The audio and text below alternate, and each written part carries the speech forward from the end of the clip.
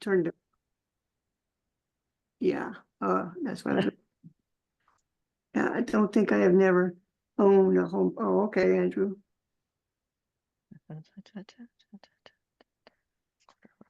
Well, welcome to January 13th's ONE Online Improvement Committee, the first of our new time. George, you want to get us going? Yeah, good morning, everybody. Wanted to let you know that when we go into this meeting, go to the agenda, you do have an opinion, so please feel free to tell us your opinions, so on and so forth. So the first thing on the agenda today, I'm glad everybody made it, except for I think Samantha has not made it yet. What is your worst resolution? So let's start with Sydney.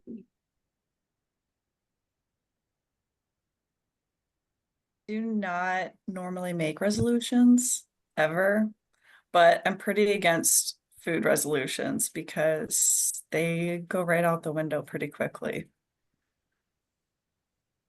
Okay, Andrew? Yeah, I agree with Sydney.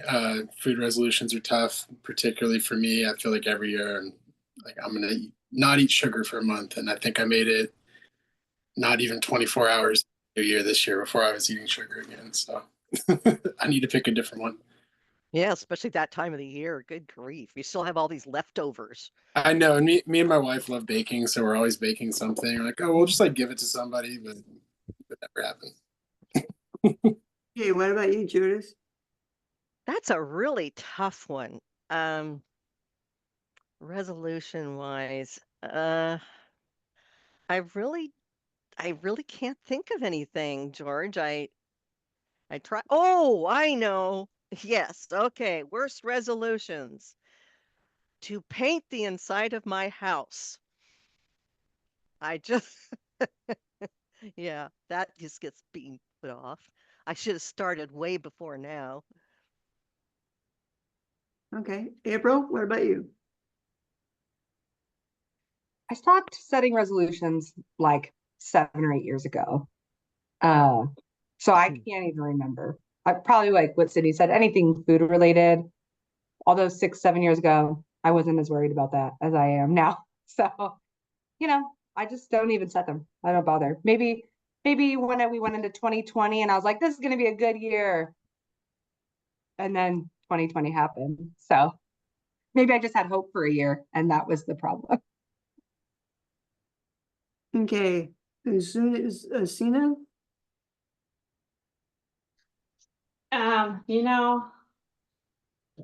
Most of them are not great.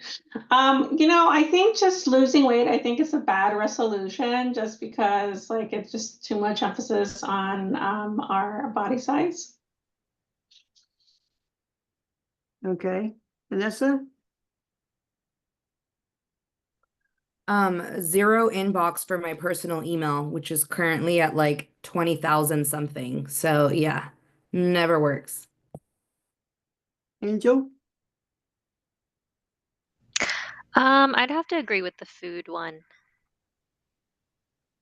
Okay, It's tough. Vixen? I'm just laughing at Vanessa's. Like, I didn't even know people would ever think of doing that.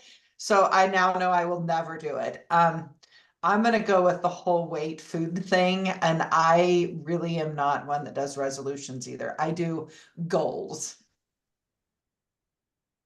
Okay, Susan? Susan from the Community Health Centers of Lane County. I don't do resolutions because I don't want to be disappointed. Okay. And James?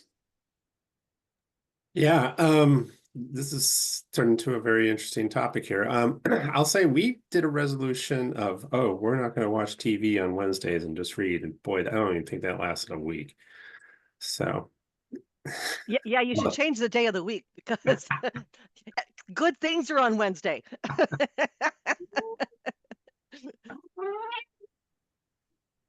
And right. Who else do we have? for me, it would have to be trying to gain weight. The opposite.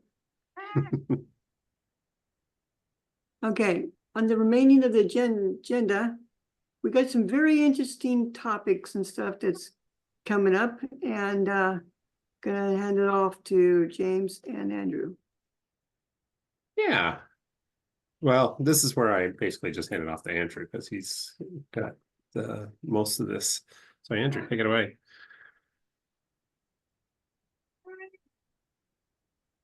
Sorry, get off mute there. So yeah, these are the builds that we have, or the requests that we have in currently, and the builds that they're assigned to.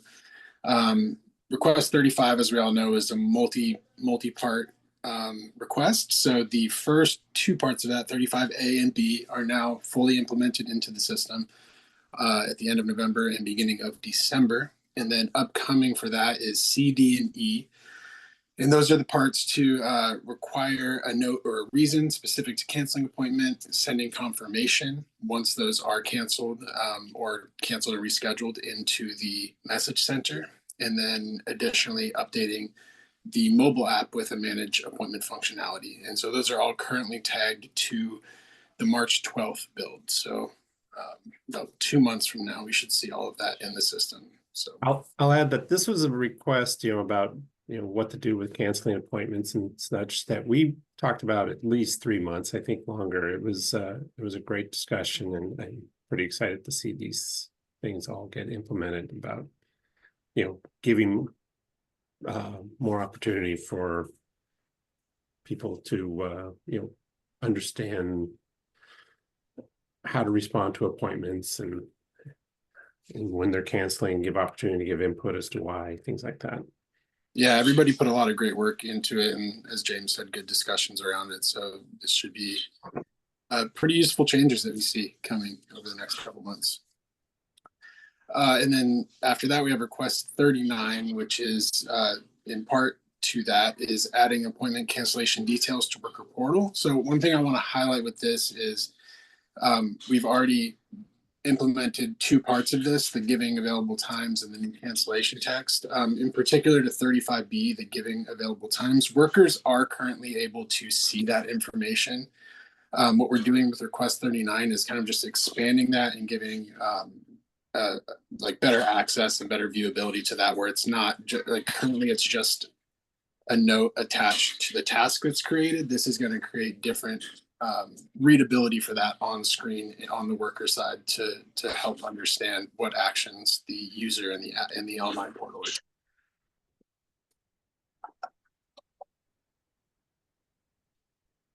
So next screen, Angel. Yeah. Request 50, also coming March 12th, is adding the ERDC waitlist status to the online portal and the ONE mobile app. That we came up with, the wording that we preferred for those statuses, and so we'll see that available to individuals who are on the wait list starting on March 12th. Request 59, part of it's going to be 4 parts.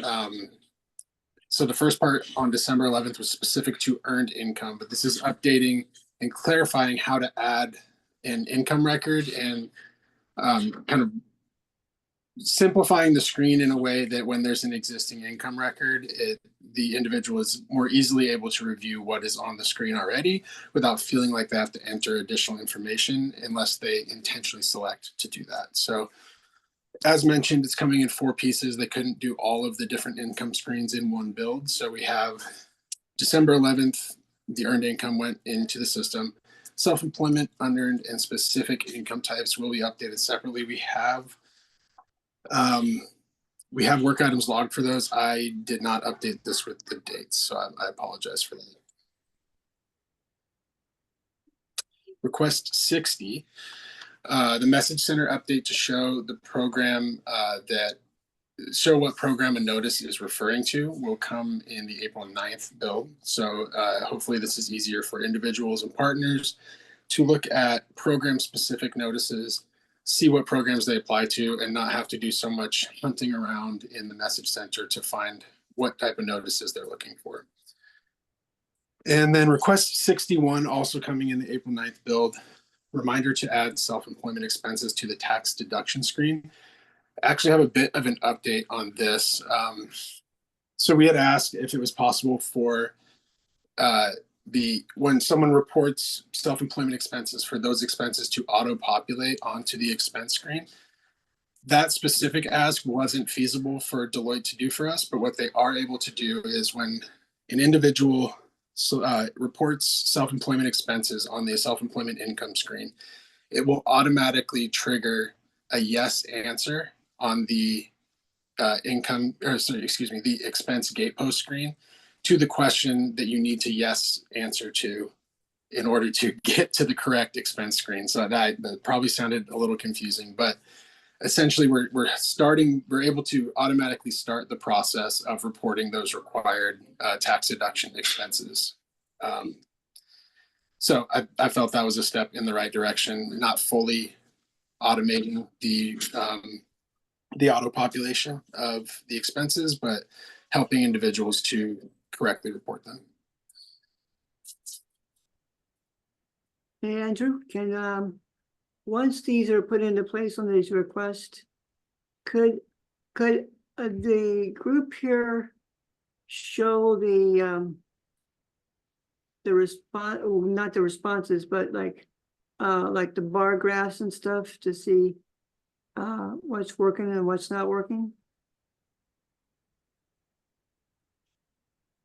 You like just to see like how it's been received? Yeah. I'm not sure. Yeah, I'm not totally. I know we've been kind of talking in a more general sense about the online portal statistics and stuff. I don't know if we'd be able to see specific to these changes, but I mean, we could look at comparisons between, you know, what we had a year ago and what kind of engagement we have now. I think that's definitely something that's possible. And yeah, I think that's kind of a larger conversation that we've been talking about, how we want to look at and analyze user statistics in the online portal. Okay. Yeah, I think, you know, there's not going to be data on these specific changes, but it does show how much work we've been doing as a group in the last few months and how the changes, there's a little bit of a backlog of putting these changes in. And so hence, you know, we're out till April for some of these. And so, but I think if the group is interested in more data on how how quickly the agency is processing things, the wait times people are experiencing, things like that, I think that would be something we could do.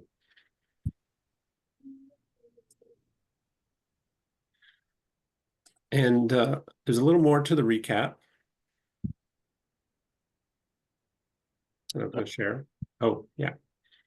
I just wanted to mention that our Oregon Eligibility Partnership Director, my boss's boss, is gave testimony to the legislature, to the Senate Health Committee back in December, and we were thinking he was going to talk a little more about the committee, but in fact he only spoke a little bit about it. Most of his testimony is about the Secretary of State audit of the ONE system, which I'm realizing we have not talked in this space about, but I would encourage, if you want to read an audit, it's the one to read, I would say, for the last year. And so if you're curious how the ONE system is being described to legislators, then that's a good place to go. He's near the beginning. I wanted to give you a timestamp of exactly when he started, but it's near the beginning, and but it's like a 20-minute testimony. And so I put the links to his testimony and the slides that he used in the presentation, you know, for nerdy audiences who have some time.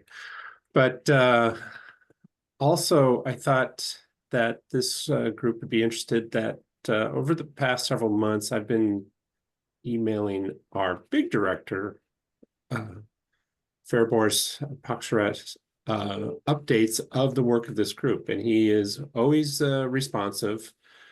And will, for instance, in December, you said, thank you for the December report and the end of your summary. This is impressive work and one of the best examples of leveraging the user community wisdom and recommendations in improving our systems and processes. So just want to let you know that that our director is aware of the work of this committee and has been quite happy with all your work. So I've been doing this for a few months, and we were talking about this in the staff meeting. It's like, oh yeah, maybe the committee would be interested in hearing about this. So just wanted to let you know, and I can give you updates in the future too. Yeah. James, this is Judy here, and I send Fairbourse occasional updates on what we're doing. Oh, wonderful. Uh-huh. That's good to know. I might even be able to reference that. And yeah, so just wanted to have that. And so this next thing, is something that is difficult to share because we've all known Ruth and her work here, but she passed away just a few weeks ago. Christmas Day. Christmas Day, yeah. And just, we needed to acknowledge that. And it's making me sad thinking about this. And Judith, I know you said you might be able to say a few things. I would, since you probably knew her best in this group, I would love for you to say something. Well, Ruth was an amazing woman. She had worked in the community as a ferocious advocate at the Capitol and in all her different organizations. And I know that George knows her too, so it's enough said there. But she had a master's degree in a time when people with disabilities didn't get master's degrees 40 years ago. She had many doors closed to her, and she opened them for many other people. And her passing has been taken very hard because it happened very quickly. She would be so embarrassed to know that so much fuss has been made about her, and yet I am so proud of her, and it makes me very happy to think that she's now walking. And I think that's all I need to say. That's well said.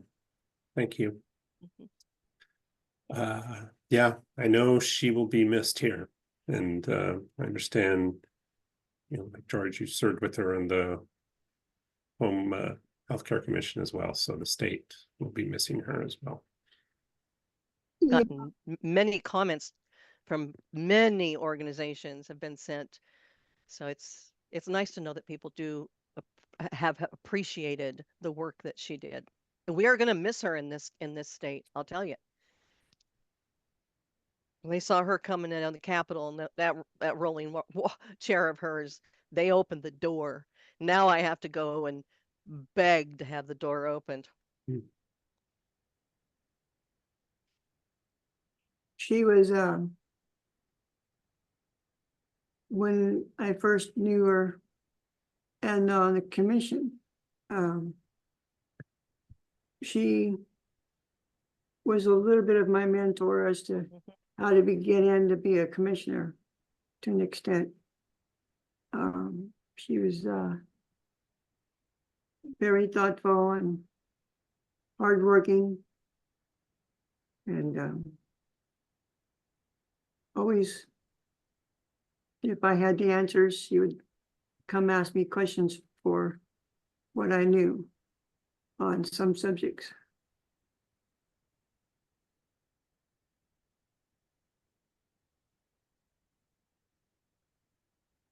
Yeah, thank you, George. Well, I just feel like we're not going to be doing justice to in this space. If Judith, if there's any way for us to reach out to her family or next of kin or whoever, to let us know. She really didn't have family to speak of, and her brother is up in Washington, and he's pretty much, well, he's aging out. Yeah. So I would say if you're going to send cards, send them to the Northwest Senior and Disability Services, because she served on that council there for almost 40 years. Oh, wow. Yeah, before it was Northwest Senior and Disability Services. So, Okay. Well, thank you, everyone, for having this moment here. It's always, it's always going to be tough, but I'm guessing she would expect us to continue our work, and so that's continuing our work means often there's different transitions, and so this is one that we've talked about before here is we do need a new co-chair. And one thing I didn't mention from Fairbore's comments is I mentioned how we're going to be searching for a new co-chair. He said, wish us luck to find one. So, but I'm hoping people have given some thought about if they are interested in this role. I mean, it's not, I think, as Vanessa's ably spoke to, it's not that big of a commitment, but you help set the agenda for these meetings and give us ideas for future topics. So this is where I pause for a moment and see if anyone has any questions or is interested. And I'll add that we are looking for a community partner to join with George as a co-chair. So you're not doing all the work, that's for sure.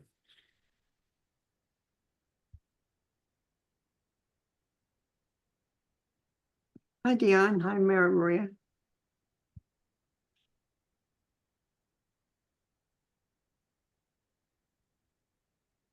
Setting up the agenda and stuff is really fun. Oh goodness. Okay. I was interested, and so if no one else is interested, yay, I will try to do my best. you're in. Thank you and bless you. I mean, I'm not sure, is this a coronation or is there further discussion? There's no further discussion.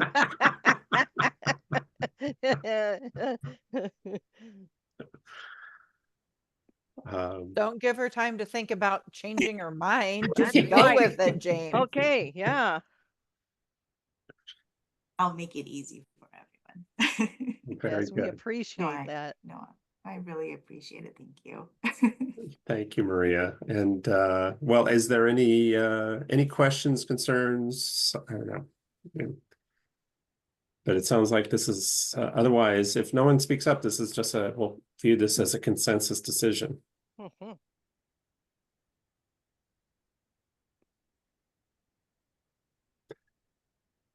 All right. Well, Maria,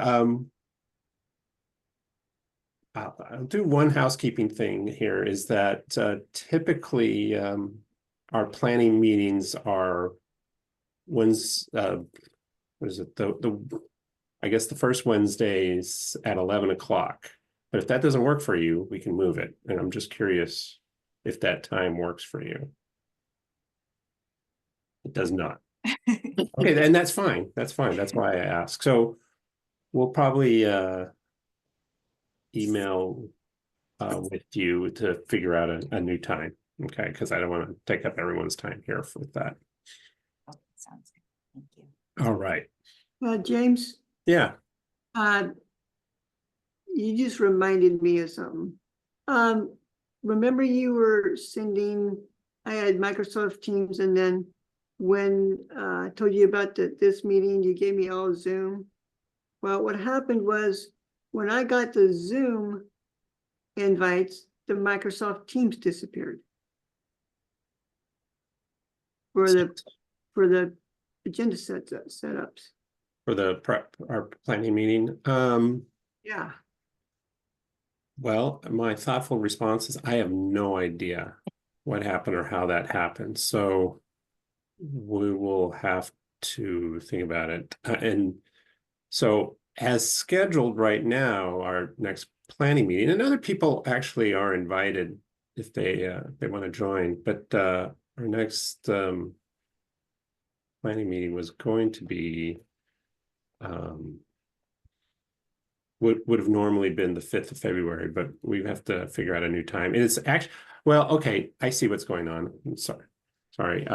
It's not on the calendar. Yeah, we never scheduled them out because we knew there was a chance we were going to have to move them anyway. So George, there actually is no other planning meeting for you right now. So that may explain it. It's just a coincidence that when you got the new Zoom meetings, you saw that the planning meetings were no longer there. So what do I do for the first week of February? We're gonna have to do some emails and figure that out. Or maybe if Maria wants to stick through break, we can do it then. Angel, help. What's that? I said, Angel, help. I think I just have to schedule them ongoing and then Yeah, you should, yeah. get them. But don't do it yet because we got to figure out a time. Yeah, Yeah. I won't. Okay. All right. So let's we're gonna just keep plowing forward here and we'll again talk about we do have a couple other new requests that have come through. And actually, I'll make a side comment and say that those of you who have your ideas, we need to get some more ideas. We're actually running out right now. So I'm a little surprised about that. I know people like Susan and Vixen, you're usually bubbling with ideas. So, but in any case, Andrew. Yeah, do we can we pull up the briefing sheet? I can't remember if there's screenshots for these ones or not, but it will. Yeah, there are. So Angel, do you have the briefing sheet ready or I can share my screen? I do. I can share it. Okay. Give me 1 second. Thank you. Is this the one or is this Oh, different? that's different. Oh, okay. Maybe I do not have the briefing sheet then. Here, I have it, so I can share. So,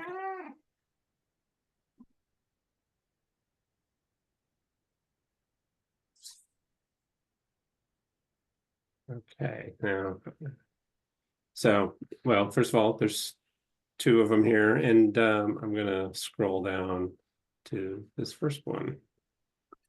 So yeah, request 62 is regarding a specific type of income on the specific income screen. So there's a stipend, the resource assistance for rural environments. Currently, when the category stipends is selected, and we're trying to, or the category of stipends is selected, and then we're selecting type of stipend it is. The label is research assistance for rural environments, which is incorrect. We want to update it to say resource assistance for rural environments. It can be confusing to individuals who have that type of income and are trying to report it, and that's not exactly what I receive. So this will hopefully clarify that. And then in addition to that, this error originated because in our ONE program, or Oregon program eligibility notebook, what we called the open, it has the incorrect wording there too. So we're going to explore how to get that updated. That's a different process than submitting a work item, but seeing as that's what initially caused this error, we would like to look at getting that fixed as well, which will also lead to staff referring to the program correctly if they're referencing the open. So pretty straightforward on this one, relatively small fix compared to some of the things we look at. But just to recap again, we're changing the word research to resource and resource assistance for rural environments. I was just going to try to look up. Susan, did you suggest this one? Yeah, I do an orientation with the rare group every year, and this girl is like, "Do I choose this even though that's not the name of the program?" I was like, "Oh, I didn't ever realize that that's not the name." And so I was like, "Yeah, that's the one you want to choose, even though it's not right." So it would be nice. A further ask would be if the income could automatically get discounted as income when you put that in, because it's always a call to OHP after, because it's not countable income for medical or SNAP, but it always gets counted, and then they always have to do like the deductions part and deduct it. And then when they get their renewal, then they ask for their deductions, and you're like, I don't have deductions, but the income from the rare is the deduction. So it gets really confusing, and I don't know if there's a way of it automatically discounting or not counting that income towards those programs.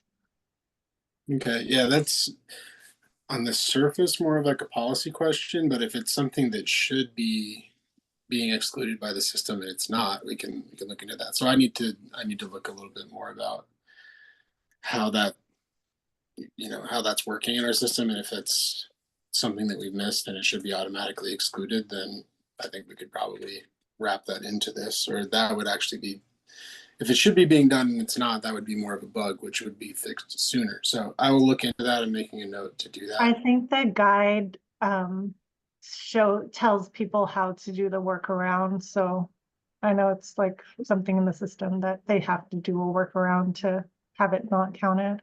Okay. Thank you. Andrew, with whoever came up with this stipend thing, I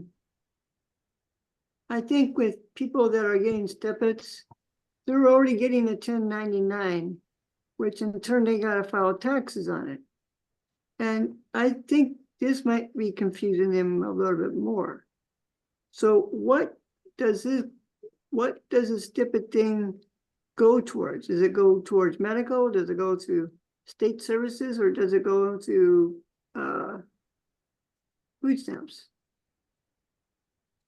So I think that my understanding of what this is someone receiving a stipend from another source. So someone applying for benefits through ODHS or OHA, and they're reporting that they get a stipend from a different source, and they're reporting that as a source of income. And then we are determining if, depending on where this income is coming from and what, the nature of the income, if it has to be counted towards the programs that they're applying for.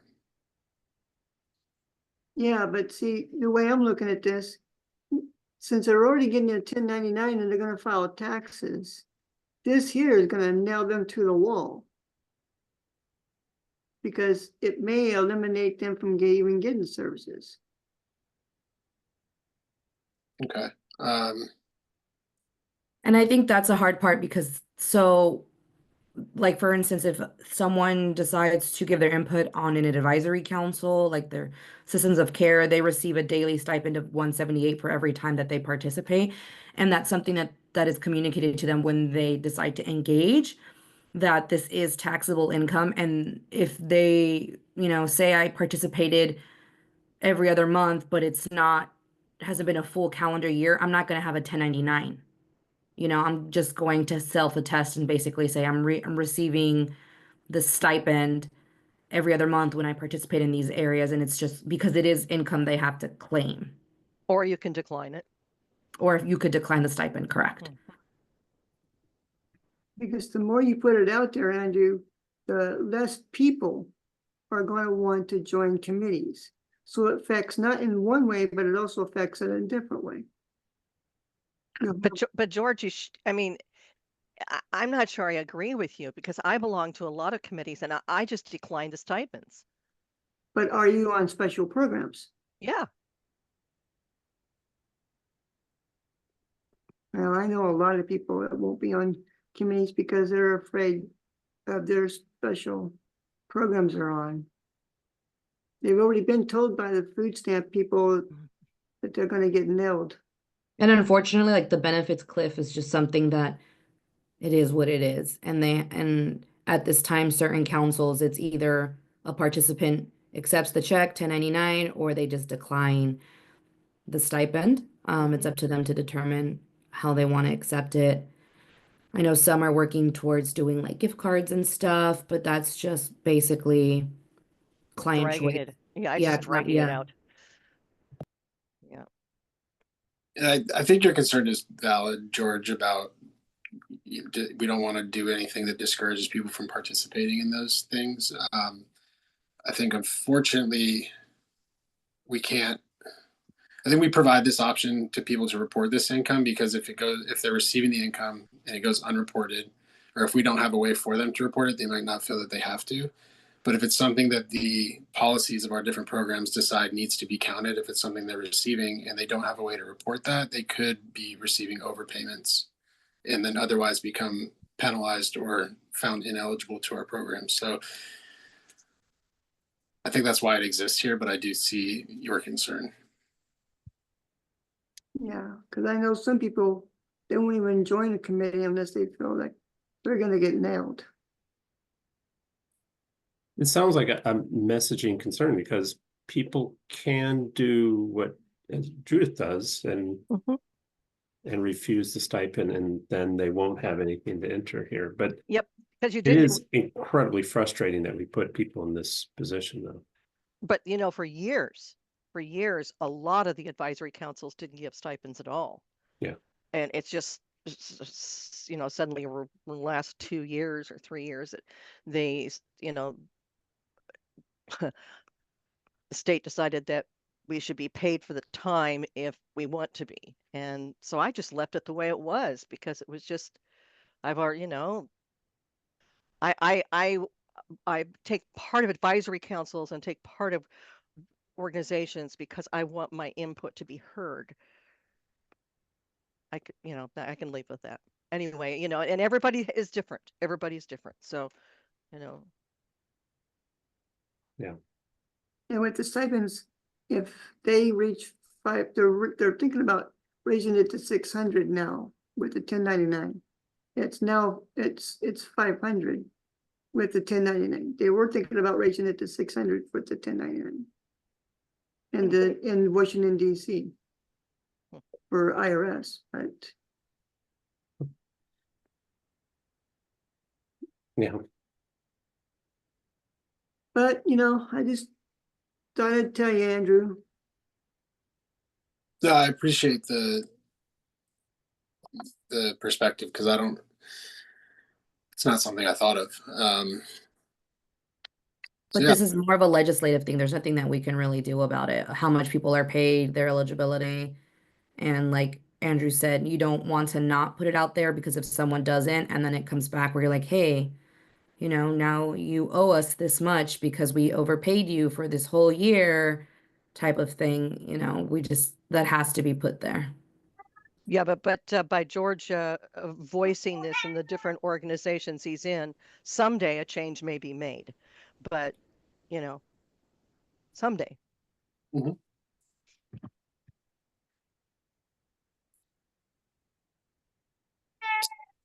It's got to bring this back, and I don't want to just totally forget about what the good point and good topic that George brought up, but to bring this back, the decision on this, where we're at, updating the wording of the stipend to resource assistance for rural environments. And in addition to that, looking into getting the open manual updated. And then I'm personally going to look into also what Susan brought up about our current workaround and how it doesn't really seem to be working very well, and anything that we can do to change the approach to that.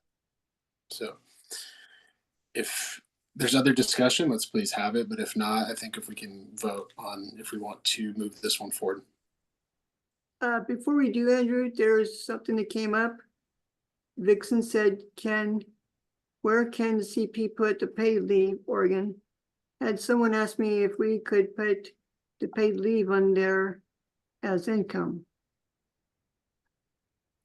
Yeah, I'm looking for a guide specific to that. Yeah, I have an answer in my head of what I would say it is, but I want to get like an actual, like, this is how we're handling it, because that's a fairly new income type since this went into effect last year. And I haven't done a lot of work with it personally. So I'm on the side as we're continuing these conversations looking for a better answer to that question. So TBD. So can I ask Andrew, where should we put that right now? Like, That's what I'm looking for, like what policy is saying to do. My immediate answer would be it's similar to unemployment income.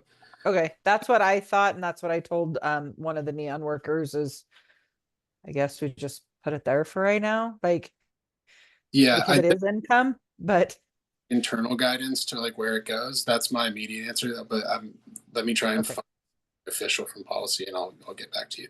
yeah, I feel like at some point it needs to, since it is newer to us, it needs to be on our income screens, whether it's under the unemployment side or if it's under wages, but it says, you know, paid leave, Oregon, or paid leave. Yep. Does it seem to be getting easier or harder, Vixen? It's getting easier. It's just, I think everything is changing, not just with what the work we do, but what's changing on the outside world, like paid leave. Like, it's becoming more common now. And so when you have people coming in because your paid leave isn't quite as much as your wages, so they may be eligible for OHP. So we're seeing that increase in people coming to us, especially if their jobs didn't have insurance that they're taking their leave from, and they need to see like mental health services and stuff. That's what I'm seeing. What about vacation pay? But your vacation pay comes on your pay stubs as pay. Like, it's pay. I don't know. That's what I mean, it's so in depth. I don't know.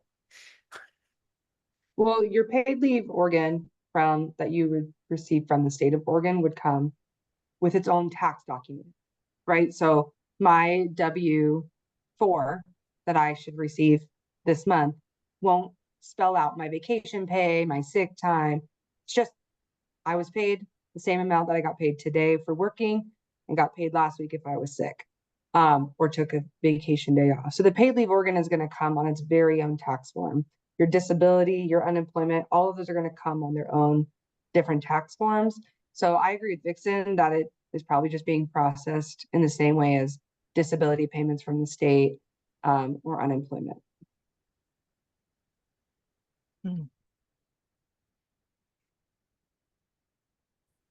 That's what I thought. I have somebody that was doing one today, Susan, and I said, just put it under other taxable income and then write in the definition.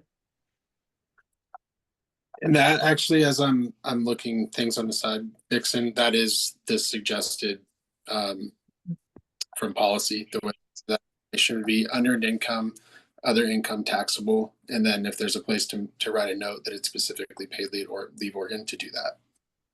Can you, or do you, I don't know how we want to do this, maybe like, because like we have a Northeast Oregon collaborative this week, maybe our rocks need to kind of outline that for the community partners who are doing applications, because that's where I'm seeing the questions coming back to me, is like anybody that's doing the CP work with my group. Yeah.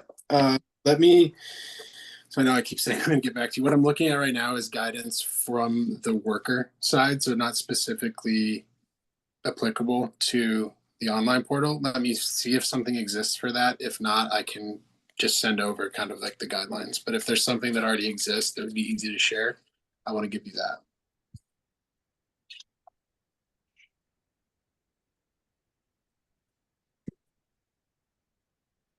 So Andrew, do you want us to vote on this?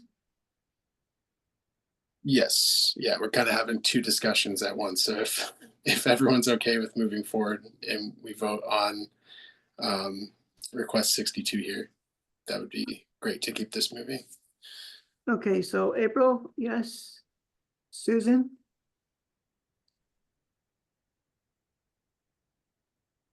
Sydney's yes. Susan, you said yes? Maria? Vixen? Vanessa? Judith?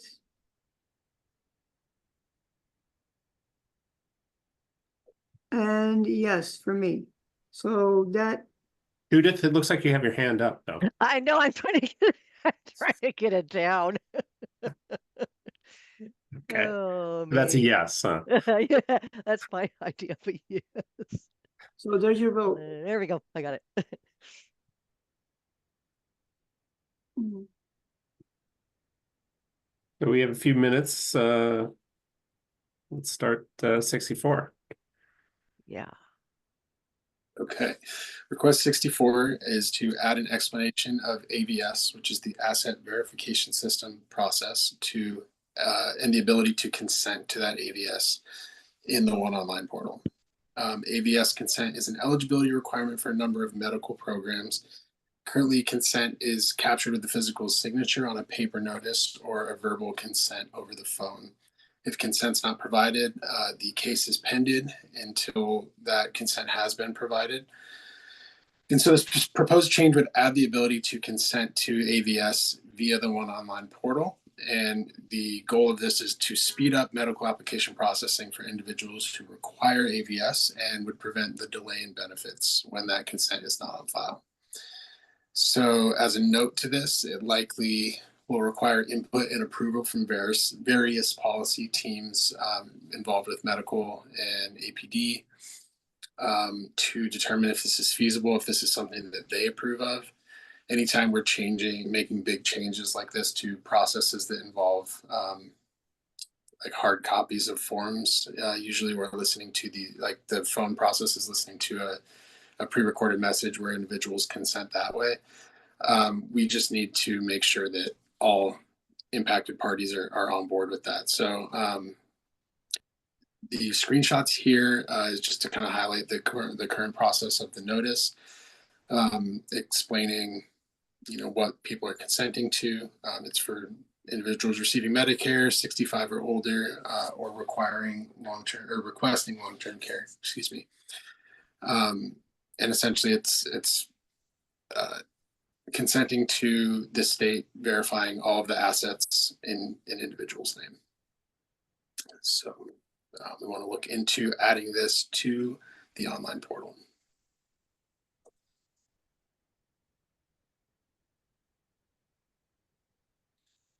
Well, Andrew, as far as the signature by person, if you want them to go and sign it, I've learned that the only way to sign this, if it's emailed to them, is through on tablets that's got pins to them. Mhm. Unless that you guys will have to send them out by mail. But it says it can be verified verbally.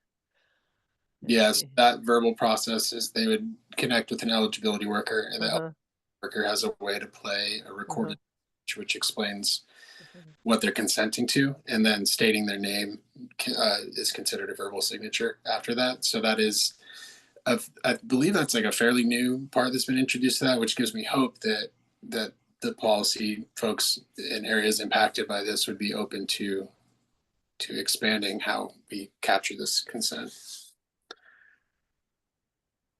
Looks like, yeah, George.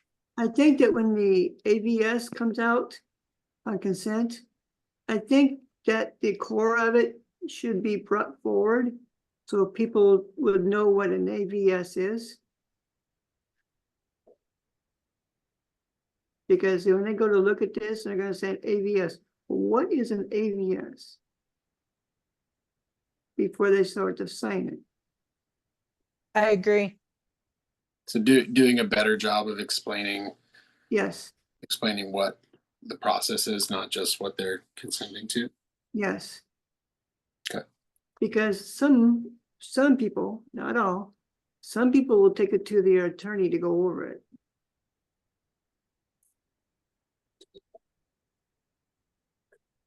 So Maria, you've had your hand up for a bit. Go ahead, Marie. You're muted.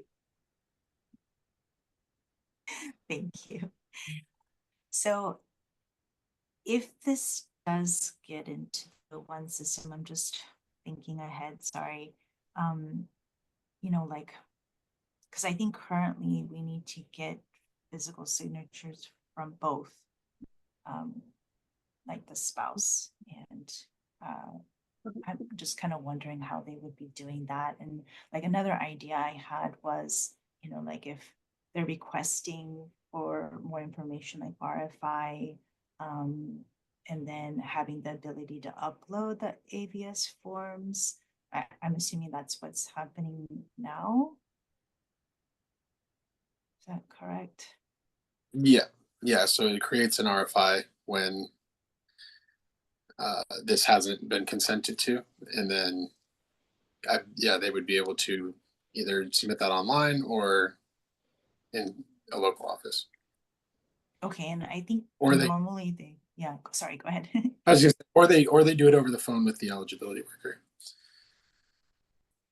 Okay, and I think normally they would receive the asset verification form through mail, and then they're able to like fill that out and then submit that, right? Yep. Okay.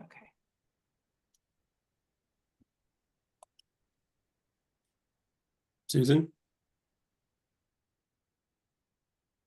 I'm not sure, what is the difference? It just says the ability to consent via the one online portal, like, Yeah, so the biggest, I think in my mind, the biggest population this impacts is individuals who are submitting an application through the online portal and then not immediately connecting with an eligibility worker. And, you know, if this consent isn't on file and it hasn't been done over the phone, the application gets pended to complete this. So the goal being, you know, if it's presented to them in the online portal, they're able to consent to this process being completed. Then when a worker is processing through this application, they either won't need to go through the recording process on the phone or be pended to provide the written consent. They would just be able to process the application because they already have captured that consent during the initial application process. okay, so it would be part of the application instead of a form that's sent out after. Yes, yeah, exactly. So when they're completing the initial application in the portal on their own without an eligibility worker, they would be able to read and consent to this and submit that consent. But Maria did bring up an interesting point that, as we can see on this form here, it requires both the person requesting benefits and their spouse's consent. So I'm not, you know, that could be something that policy has questions about how we're going to do that in the online portal. If they're okay with having the applicant provide consent for both them and their spouse through the online portal, or if that's something where they're going to look at it as not, you know, not providing, not like, you know, satisfying policy requirements because they are not capturing an actual signature. So that's a good question that I hadn't thought about. Andrew, I just thought of something. Mm-hmm. With you guys requiring a birth date, I think that should be secured in some way. If you guys are going to send this out, I think that the people filling it out should have a fax number to fax it back to, or a number to put on the bottom. So then when you guys do mail it out, the person or client will have to match that number. And then when they go to call on the phone, that number will have to match what's on the consent form. So then you guys know it's them. A lot of people's been stealing mail. Mhm. You want to make this as secure as possible. People can take birth dates and can trace people with them.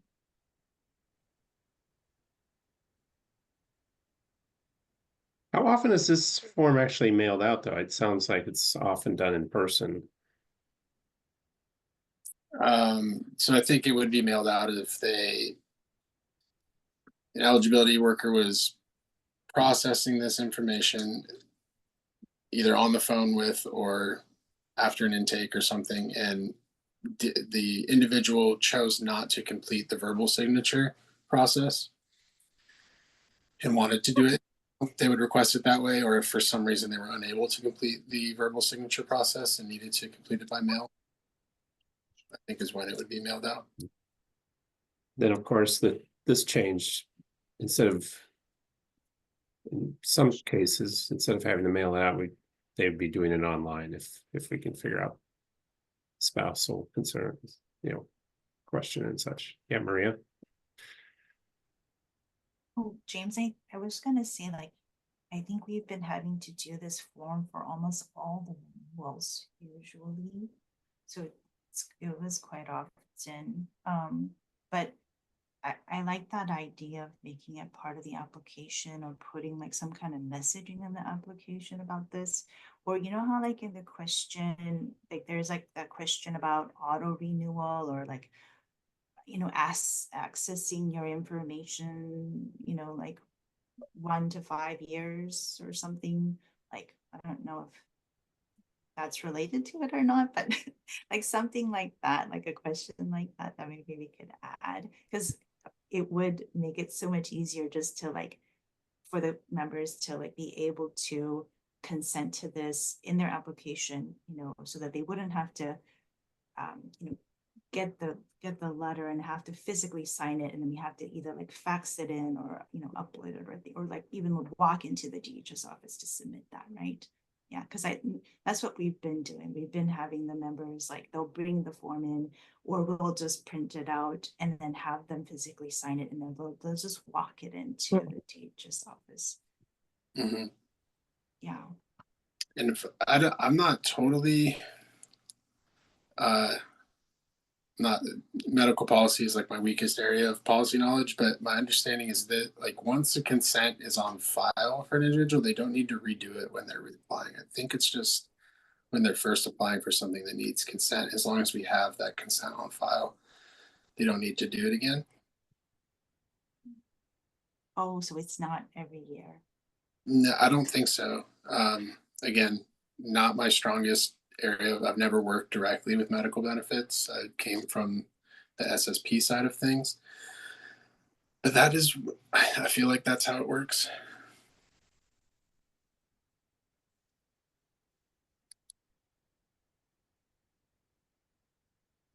Well, Andrew, I still think I still think it's a security issue. Yeah, I see what you're saying, George. Because all they got to do is look up the name, last name, and the birth date. And if, say, for example, if they got a restraining order, the hacker can know exactly where the person's at just by the security breach. Yeah, it's a valid point. I think we need to have do a little exploring on that. I got not sure exactly why it requires include. I mean, I think we're trying to just identify the person here, but if it's something we could look at removing and making more secure, I think that's a great idea. I just don't want to see you guys liable for security breaches. I'm looking out for you guys. Mm-hmm. Yeah, so I think that if that's something that can be changed, and I think as I talk to medical policy about bringing this into the online portal, I can make sure to see if updating the form is something we can do or something we should do. But yeah, that's really the only answer I can give now. I'm not sure, because that's going to be really a policy decision if it's something that they require to have on the form to identify the person. So. Hey, we're overdue for a break, and maybe we come back, we can vote to finalize this, but this will give people a moment to sit with it. And how about we come back at 12:18? Sounds good. Yeah. Oops. Yep.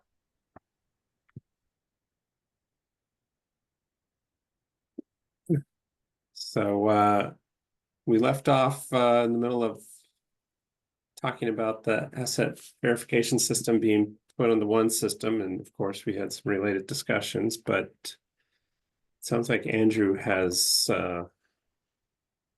once again some homework to check into, but I think we still need a decision of moving forward with it. Yeah, and I just want to say, like, in talking about this with policy and trying to get this implemented into the portal, I can talk about what we can change on the form.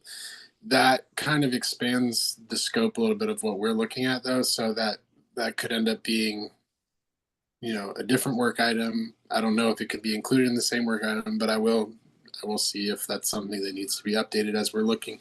The way I look at this is kind of like modernizing the process of consenting to AVS. So if within that are other additional work items needed to review and revise the form, things like that. So, but overall, what we're currently voting for is if we want to try and move this forward as an update within the online portal during the application process. Andrew, I had mentioned it to James that if it's just the month and the year and leave the date out, there might be a possibility it could pass. Security issue. But that's not a guarantee. April had come up, I wanted to tell you. I think maybe it's part of the application if possible. If the event that the person does have a spouse who needs to verify when the eligibility worker can handle that piece. There shouldn't be any reason for anything to be done by mail ever. I think you're right by the other person. And then Dion says that, and then we all said yes. So, and then Susan reads, on other notices, it says your guardian's age so that we know who they are referring to. Like saying the number age rather than the date of birth is what you're saying. Yeah, I think basically if you just leave the month and the year and leave the date out, because people will try to figure out, well, what day is it going to be? Yeah, that makes sense. It wouldn't be so bad if they put their initials. Like for me, if I was to do that verification, it would be just put GA, and then the people would have to figure out, well, what name that is. It'd be hard for the scammers to try to get into their. Well, you can't have a paper notice that doesn't identify the person, though. Yeah, the people themselves will try to figure out who you're referring to, because there's lots of household members with same initials or same names even. That's why it has to have some sort of, are you talking about senior or junior? Yeah. I'm just throwing ideas out there.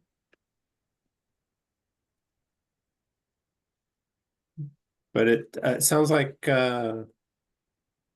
I don't know if we completed the vote for Andrew moving forward on both of these ideas, both putting into ONE and investigating changing the paper application. So are we voting on this and then changing, Andrew, or we just voting on the changing?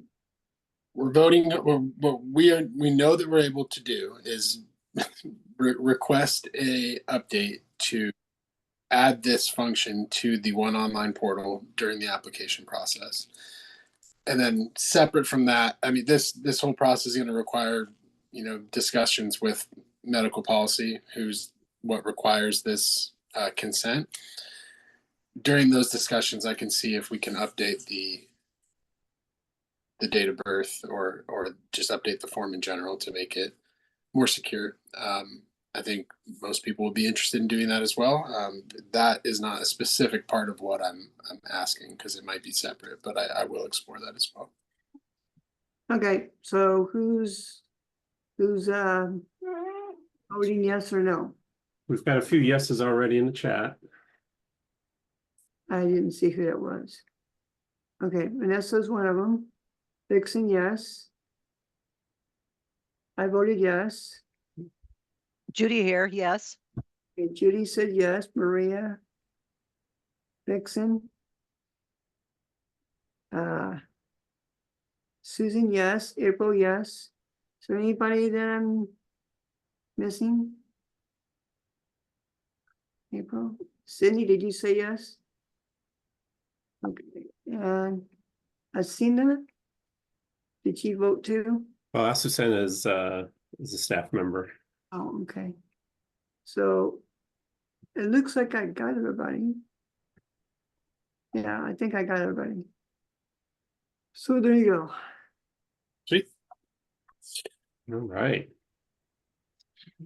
Well, the remainder of our discussion time is going to be about an idea George had presented quite a while ago, and Andrew has done some amazing work. You should have received this, but at least a week ago, maybe a little longer. The iconography document. It was a PDF, 7 pages long. And so we had a couple general questions. One, is what is the goal for this guide? Because it's turned into something a little more than maybe we were expecting, because Andrew did so much excellent work with it. And then, of course, we also want to review the guide itself to see how much it makes sense. And I'll admit that during our planning meeting with Vanessa and George last week too, we started talking about some ideas and maybe of how to present the guide and how to use it. But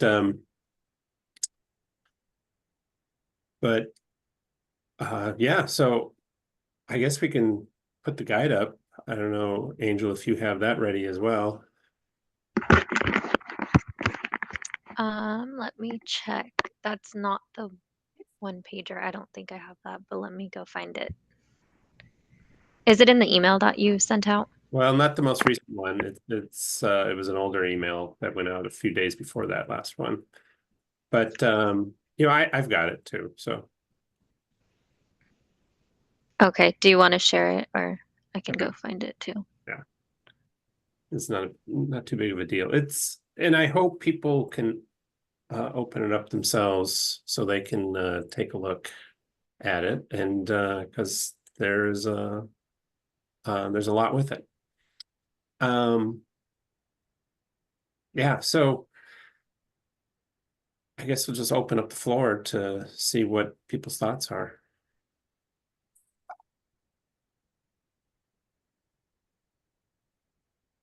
I mean, it was very comprehensive. And I can't imagine how long that took. I've been afraid to ask. I'm sure his supervisor was also afraid to ask. But you did a great job, and it was very informative.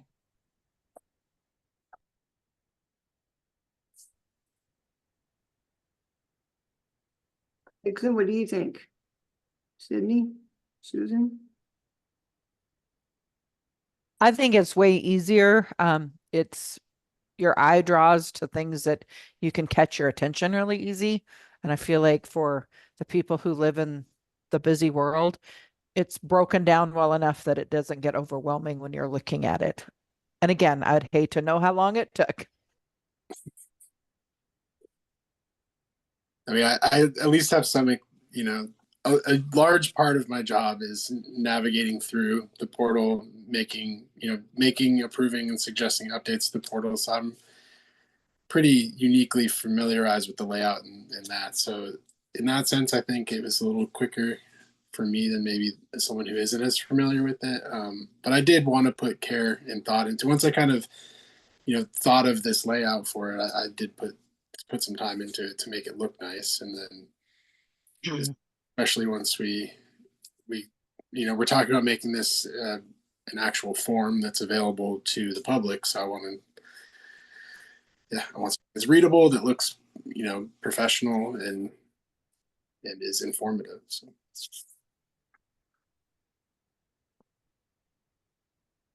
So for as far as James and myself, guys, I suggested maybe making copies and put them in the state offices. So when people apply for services, they know the guide. And maybe put a link on their website to look up on the guide. Definitely. Yeah, so kind of in relation to that, some of the, and I may have mentioned parts of this before as we were talking about this, but some of my, like my big initial idea for this was, when I first heard about the idea, was make something that is available persistently throughout the application. Kind of like if you're familiar with the chat bot or the helper bot, on each page of the online portal, there's a little icon in the bottom right corner. And you can click that at any time to ask any sort of question. So my thought here was like, are we able to have something like that, but it's more of like a guide to the icons on the screen, maybe something that lives on the other side of the screen you can click and it pops up things specific to that part of the portal.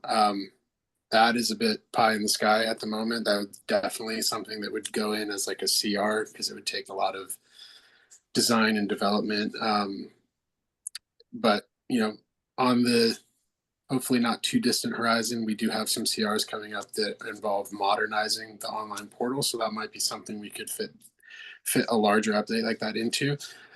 That was my initial thought here. But something that may be more feasible is if we get this form dialed into something that we find usable, something where we all like the layout, we could look at having links on the online portal to bring up this separately. So like, for example, the first page of the document, everything pertaining to the homepage. So maybe on the homepage, we could have a link that you could click and it would bring you to this specific part of the PDF. Or if you go to the next page of the document, all of this pertains to the individual dashboard. So we could, on the individual dashboard, have a link to the guide that then brings you to this specific page of the PDF. So something like that may be more of a feasible thing to implement within a work item or a couple of work items, and utilize the form as it currently exists.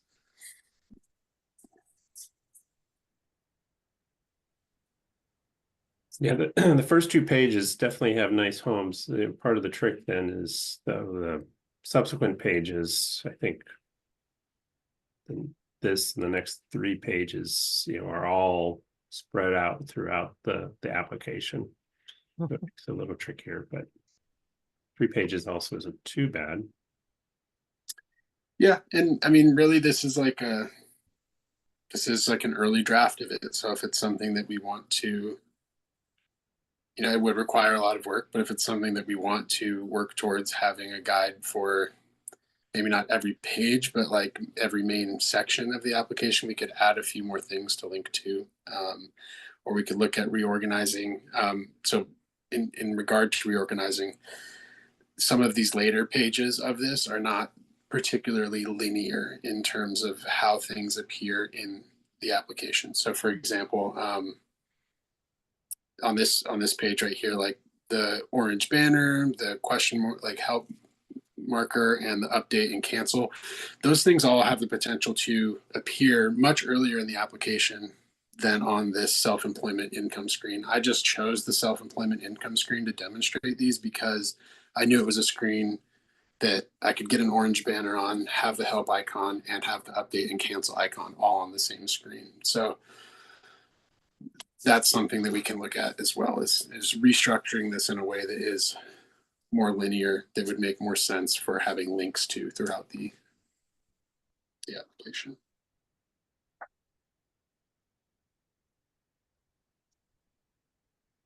So Andrew, you want us to vote on this?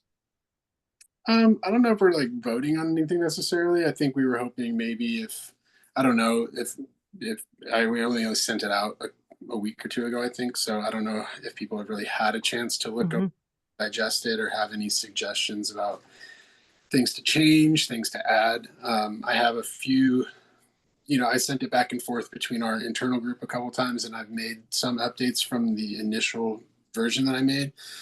And I have a few other updates that folks have made about more kind of design heavy thing, like changing where things are pointed out or removing certain things. But yeah, I guess that's what we were hoping for. If anyone has input on things to change, things to add, things they think would be beneficial to include in this kind of project, move forward. The one thing that I saw that I really like this whole process, it makes things a lot easier, but where it says, "Hi, I'm the Oregon Eligibility Helper, bot. I work best when you ask short, direct questions." I was on a website the other day, and I had the worst time figuring out what they meant. Well, I know what short, direct questions mean, but a lot of the questions that I asked it could not answer. I mean, it was like they misinterpreted what I was trying to say.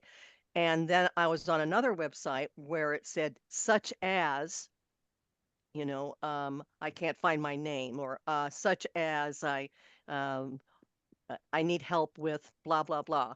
And it gave me some examples of what kind of questions it could answer. And so then I just checked a box off and then moved on. And I don't know, it might make this whole thing much too long, but it's just a thought. It sounds like an issue with the helper bot itself as opposed to the guide. Yeah, okay.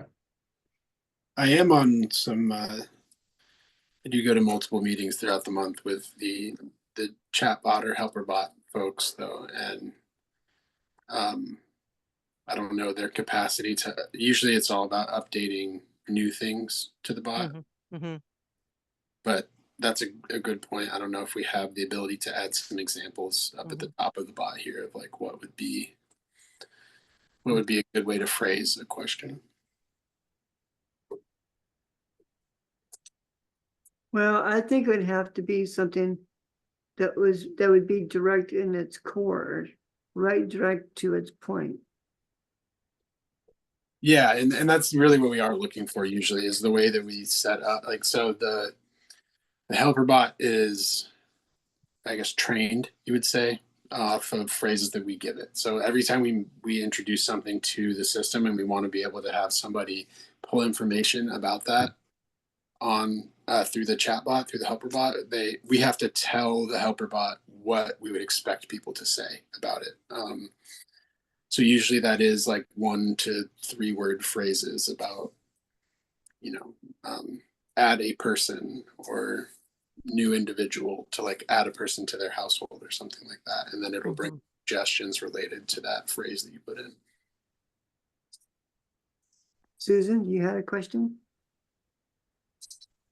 I know a lot of people think that the sidebar, you can skip around the application by clicking on the household member information, financial information, like on page 3.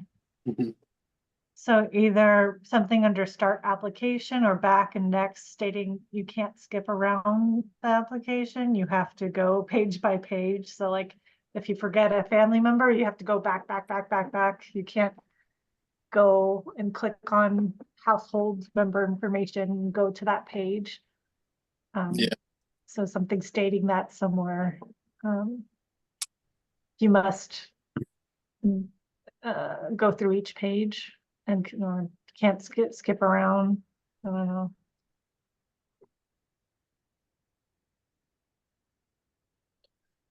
Yeah, and that in my mind is something we hopefully would fix in future modernization of the portal, because like in our worker side portal, you can skip back and forth between things like that, and it's really useful.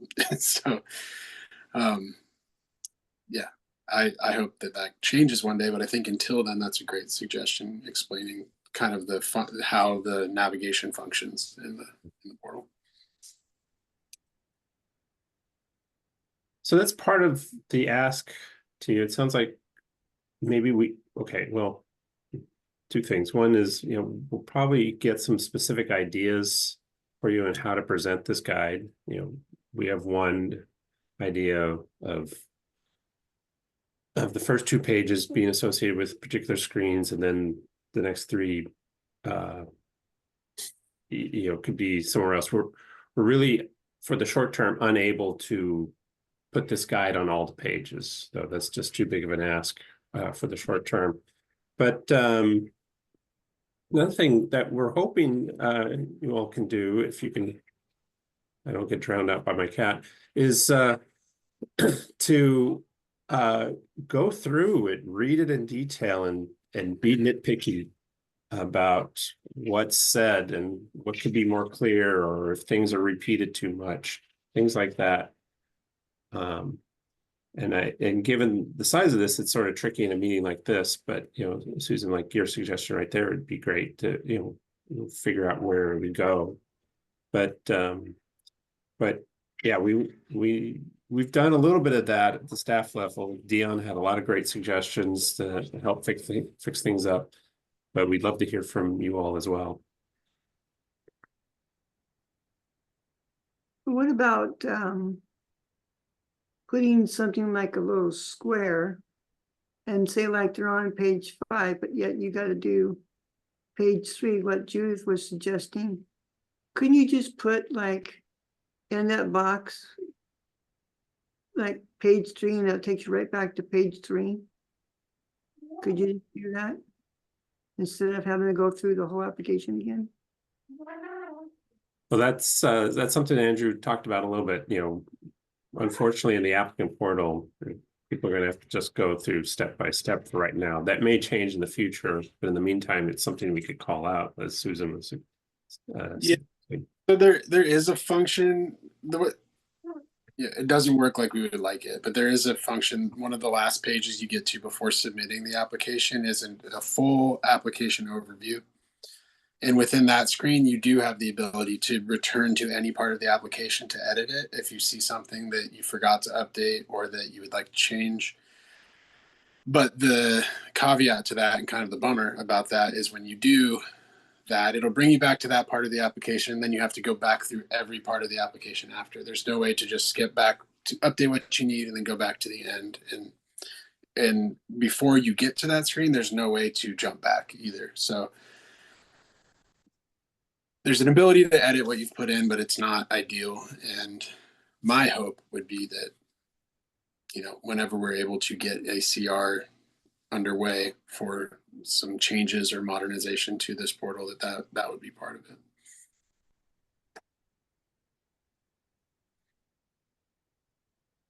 So I just want to confirm, you're looking for input just like on verbiage and things of placement, so as of now, you're still planning on moving forward with a printed copy and figuring out how to place like pertinent information on each page, because that's where I see application of this being really used. Trying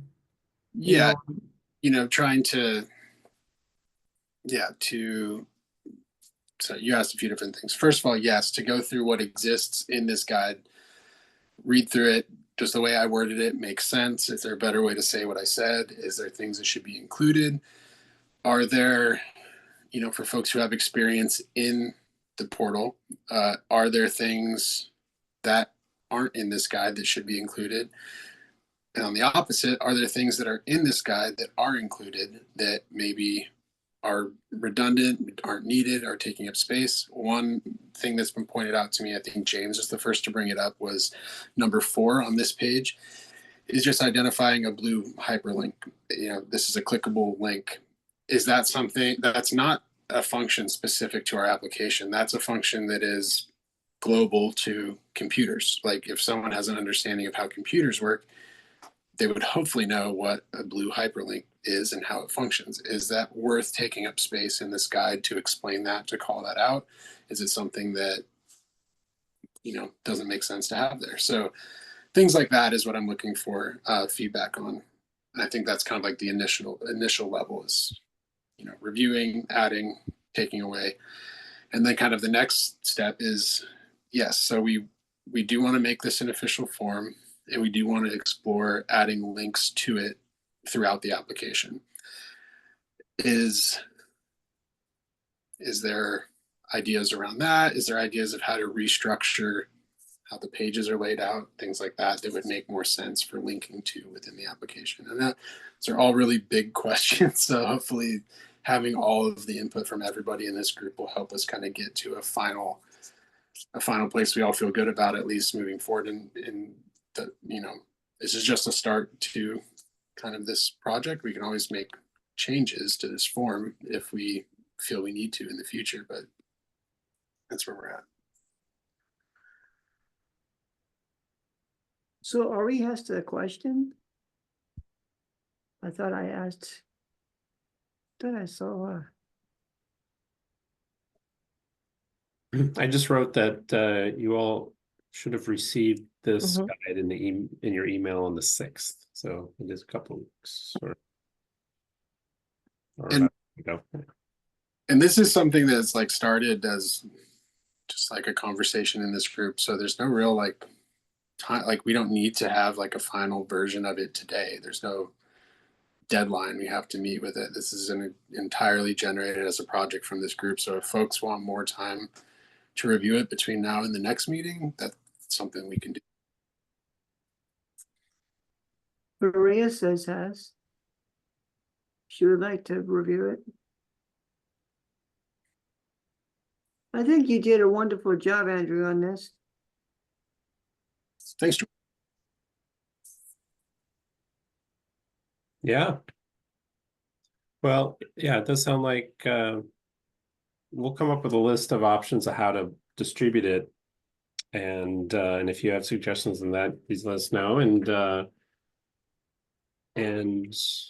otherwise, we definitely want your wordsmithing, nitpicking suggestions in the guide. Yeah, and feel free to email James or myself before the next meeting if you have, like, as you come up with ideas. You don't have to save it for our next meeting specifically. So as you have time to review it, send us an email and say like, this is what I'm thinking. And if you have a way, feel free to I don't know if you have a way to mark up the copy that you're looking at or anything like that, but just whatever you want to do to review it. We're open to ideas. Well, there was a question down here, Andrew, about having what is called a how to set up an account guide. I have sort of a general question for the group. Is this guide, do you think, good for the general population, or is this more directed to partners, do you think? I suppose it could be both, but I agree that it's both. Yeah, big time, because sometimes I get calls like, hey, I'm on this page, what do I do here? And I think this also helps. I mean, even if it was something like interactive that I could click through and stuff, because like I said, I get a lot of calls where I'm like, I don't know. So yeah. okay. And I, on the other hand, very excited to share this with the Northwest Senior and Disability Services Advisory Council, because we were in on the one program when it was just starting to be formed, and my group has a lot to say about it.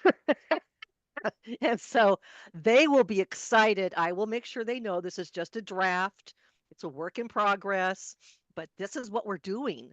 And this is, something you might be, I see this as very excited about sharing this. I'm sure they will have some questions, and maybe I can give you some feedback next meeting.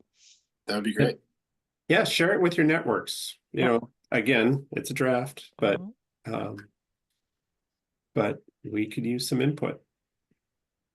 And Andrew, on this meeting coming up in February, where you're doing a presentation, that would also be a good idea in bringing it up there too. With DSAC, yeah, good. Oh, you're going to be at the DSAC? Yeah, I'm doing a walkthrough. James and I doing a walkthrough of the portal, similar to the one we did with the ECIC group, but I'm gonna hopefully try and make it a little more relevant specifically to that community. Okay, well, make sure you tell them that we're looking for some good people. Get on our council. Meet them on our committee. Well, the majestic of it is when James and Andrew is presenting this, people are hoping that there could be at least 75 people at least that would be coming to this DSAC meeting. Because everybody will know what our work is on and okay. And the guide itself and All right. And Vanessa had a fine idea of doing a similar guide for the mobile app. So Andrew will never get to say that he doesn't have stuff to do. Well, not that he does, but Poor Andrew. I think it would be difficult for the mobile app. I think it'll have unique challenges to of how we would present. I think it'd be easy enough to do screenshots and call outs and things like that in a form. I think it'll be the challenge there is how do we provide that in a way that works to bring it from mobile within the mobile app without interrupting what's going on in the mobile app too much. But challenges are good, I think, as we're trying to look at how to make the system most usable to people, that we need to be thinking about that kind of stuff. So, Well, I do know that the state offices are having a real hard time at the beginning. And with these changes that are taking place, some of them of the state offices are going, this seems getting more easier.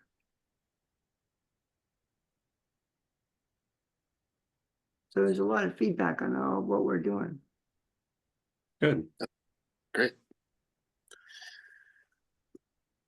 So guys, how much more of the agenda that we're doing?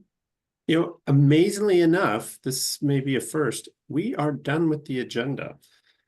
I have a couple comments to close us out, but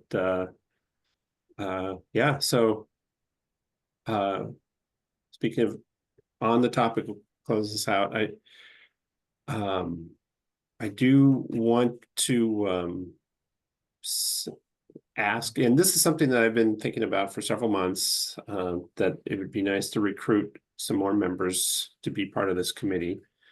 I think we're always looking for, a diverse population. I think we could use some more SNAP specific partners or SNAP, particularly benefit recipients. I'm going to be asking some people I know about that, but if anyone has something to, if they have a suggestion, be happy to talk to you about any of those. If you know someone who's on SNAP who's ready to talk people's ears off about how the one system improved. And I see that Dion has also another comment. Yeah. Thanks. I really can't seem to find the raise your hand button. Yeah, so I just wanted to share sponsor Jillian Johnson is scheduled to join us next month in February. And so just wanted to see, or at least put on your radars, plant the seed, if there are any talking points or anything specific you would like to hear from her or have her either talk about or a question you may have. You can feel free to reach out to all of us in the email group, or you can email me directly. I just wanted to put that out there so we can potentially have some talking points prepared for Jillian. Thanks. Nice. Yeah, thanks, Dion. Yeah, I know we were talking about data, and we can talk about, our constraints here at the agency, but any other ideas, be happy to put them on her talking points list.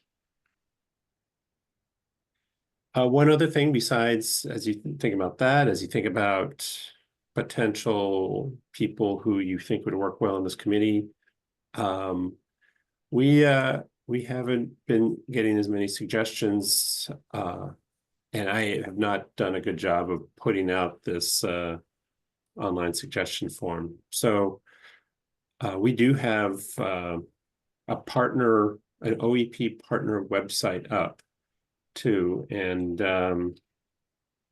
that just went up, and I should have the links somewhere, but this might, the suggestion form should probably go on there. It's not there at this time. So in any case, I think that's all I have for the agenda. Any other comments? Yeah, I want to tell you, committee members, that I really appreciate all the hard work that you're doing, and making this all easy with everything that we're doing throughout the year. This is what, our second year now, or roping. Yeah. And so I really appreciate all the hard work. I do know that most, or at least part of the state of Oregon is noticing the big difference in this work that we're doing. A lot of praises, and you have some out there that will say, I don't know about this. They all have different opinions. So is there anything that anybody would want to add? Vixen?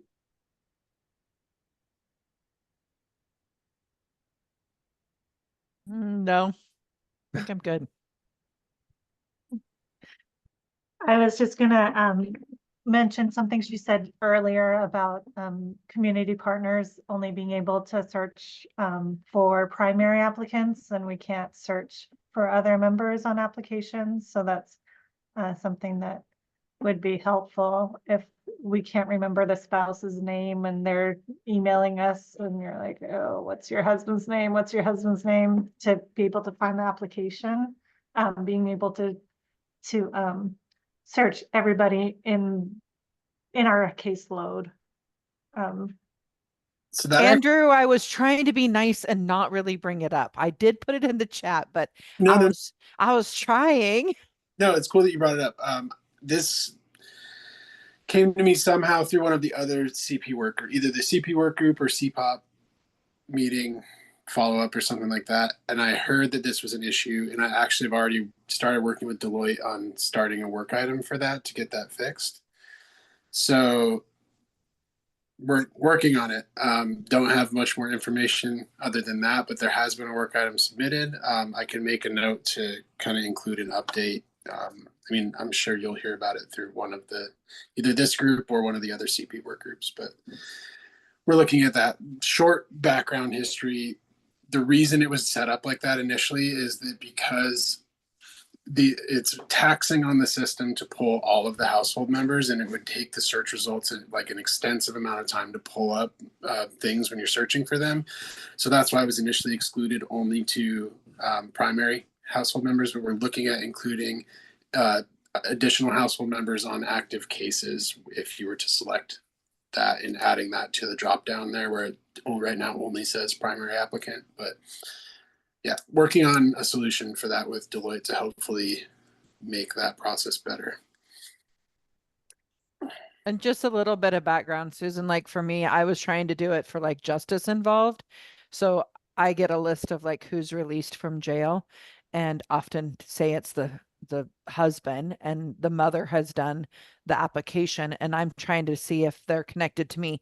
And I may know from my personal like who's connected to me, but within my organization, I can't search everybody because I don't know them all.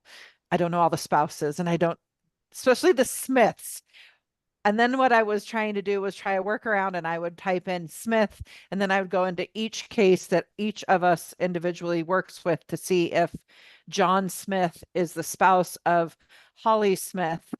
But then which John Smith it was, yeah, it wasn't working. And that's why I finally like reached out to the JI team and said, this isn't working for me. And poor Andrew got drug in there.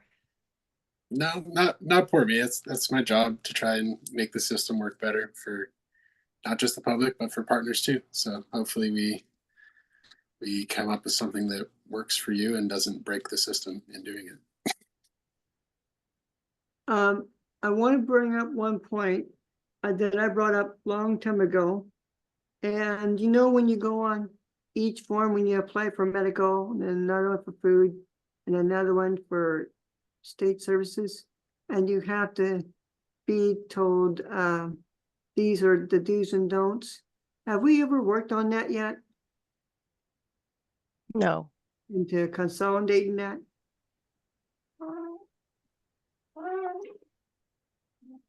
I'm not sure. Yeah, I'm not sure. Okay, well, can someone look back on that? Because I still think that we should have one do and don't through all three services instead of a 3-part do's and don'ts to each program. This sounds like we're gonna have to talk a little more on it because we're at time here. So maybe we can, George, we can check offline. Okay, and the thing for Julian, I think that I'm hearing from case managers that there needs to be a little bit more quicker, faster response in your guys' department as to when they send you that someone's passed on, for them to cancel the case.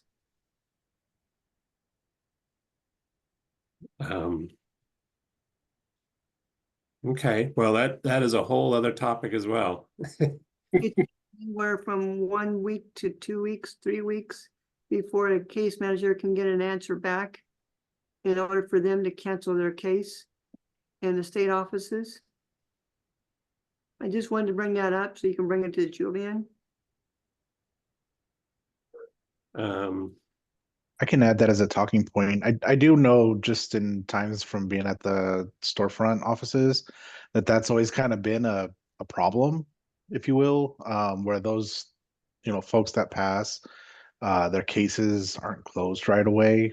And so there's like a whole continuation of benefits and things that have occurred as a result of that. And I don't know if there was ever a resolution or anything, but I can add it to the list that we can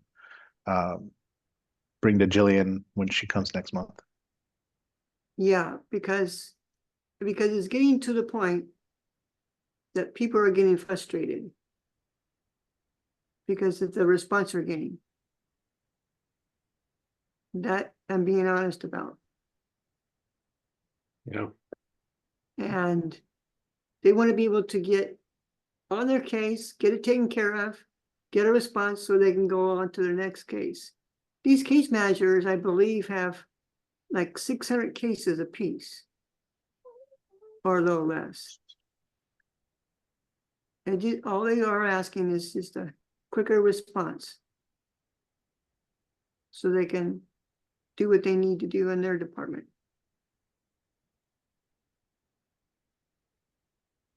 Okay, well, it sounds like something we'll be exploring, but we are definitely over time. And I think a lot of people have 1 o'clocks. So I'm going to thank you all for a good meeting. and wish you a good month of January, what remains of it. Okay, see y'all in February. Thanks, everybody. Bye. Bye.